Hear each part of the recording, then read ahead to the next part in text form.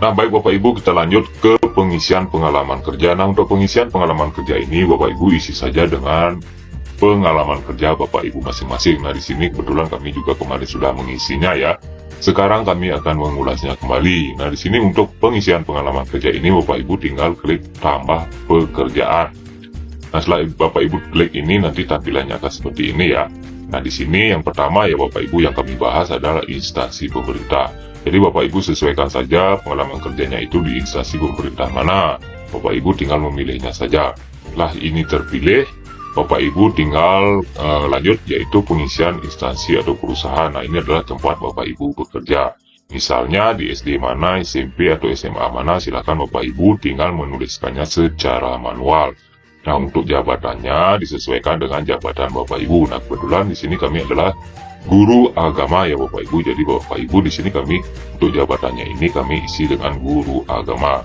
Nah, selanjutnya untuk tanggal mulai ya, Bapak Ibu tinggal lihat SK-nya saja, tanggal berapa Bapak Ibu mulai bekerja, dan tanggal selesainya Bapak Ibu lihat di SK juga, tanggal selesainya atau bulan dan tahunnya ada di SK biasanya.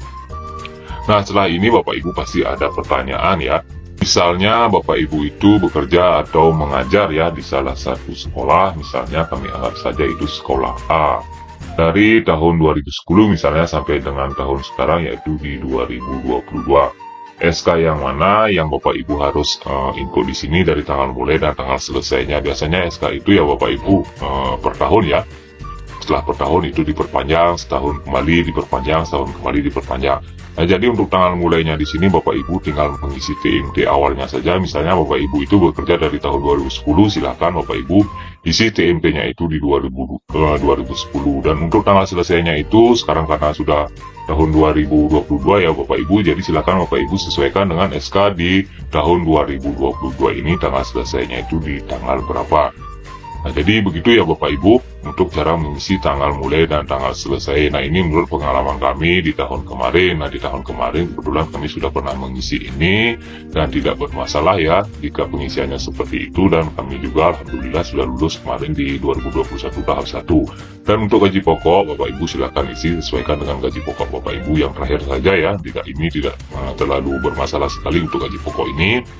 Nah, selanjutnya untuk surat keputusan. Nah, di sini Bapak Ibu misalnya bekerja dari tahun 2010 misalnya di sekolah A itu sampai dengan di tahun 2022 sekarang. Jadi untuk SK-nya ini biasanya itu per tahun ya. Jadi SK-nya kan banyak ya Bapak Ibu. Jadi untuk nomor SK-nya itu Bapak Ibu mengisi nomor SK yang 2010 apa SK yang terakhir itu boleh saja ya Bapak Ibu. Mengisi nomor SK yang pertama juga boleh. Mengisi nomor SK yang terakhir di 2022 ini juga boleh. Tapi kami sarankan Bapak Ibu mengisi nomor SK yang terakhir saja ya di tahun 2022 ini. Karena di pengalaman kami yang kemarin yaitu kami mengisinya di nomor SK yang terakhir saja. Nah, selanjutnya untuk tanggalnya ini juga Bapak Ibu sesuaikan dengan tanggal SK di nomor surat yang ini ya.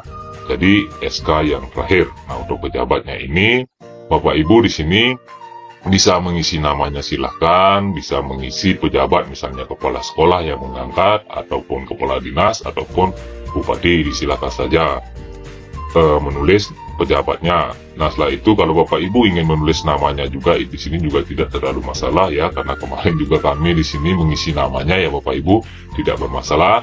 Tapi di sini kalau dilihat dari keterangan pejabat, jadi di sini pejabat yang menandatangani daripada SK Bapak Ibu misalnya kepala sekolah, silakan isi kepala sekolah. Jika kepala dinas, silakan Bapak Ibu isi kepala dinas dan lain sebagainya. Jadi di sini kebetulan kami kemarin ya di 2021 kami hanya mengisi namanya saja, jadi tidak bermasalah ya Bapak Ibu. Nah, jadi demikian cara untuk mengisi pengalaman kerja di dalam SRCSN ini. Setelah ini semua terisi, Bapak Ibu tinggal klik simpan saja. Nah, baik Bapak Ibu, jadi setelah yang kami jelaskan tadi ya, nanti pasti akan muncul pertanyaan kembali. Jika nanti Bapak Ibu itu memiliki lebih dari 2 pengalaman kerja, bagaimana, apakah wajib untuk ditambahkan atau tidak? Jadi menurut kami ya Bapak Ibu, lebih baik Bapak Ibu itu menambahkannya kembali jika Bapak Ibu itu memiliki pengalaman kerja lebih dari satu instansi. Misalnya di sekolah A, lanjut Bapak Ibu resign di sekolah A ke sekolah B, Nah, itu misalnya Bapak Ibu sekolah C lagi, jadi Bapak Ibu silakan saja tambahkan pekerjaan Bapak Ibu di pengalaman kerja ini. Dan untuk pengisiannya masih sama seperti yang tadi itu ya Bapak Ibu, disesuaikan saja dengan SK yang Bapak Ibu terima dari jabatan, tanggal mulai dan tanggal selesainya.